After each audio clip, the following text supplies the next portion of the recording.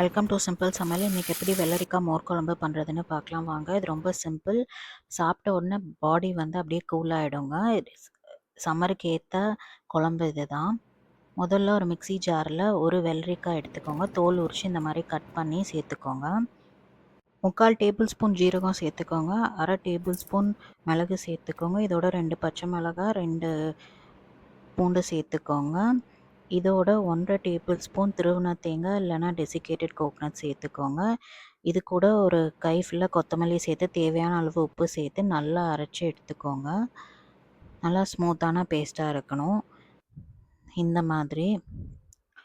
இது கூட ஒரு பவுல் புளிச்ச தயிர் வந்து சேர்த்துக்கோங்க. உங்ககிட்ட புளிச்ச தயிர் இல்லைன்னா தயிர் சேர்த்துட்டு 1 to 2 டேபிள் ஸ்பூன் எலுமிச்சம்பழம் ஜூஸ் சேர்த்துக்கோங்க. கொஞ்சோண்டு தயிர் கப்லேயே வந்து தண்ணி ஊற்றி அதை கழுவி சேர்த்துக்கோங்க. இதை வந்து நல்லா ஒரு வாட்டி பீட் பண்ணி எடுத்துக்கோங்க, ஒரு 5 செகண்ட் போல்.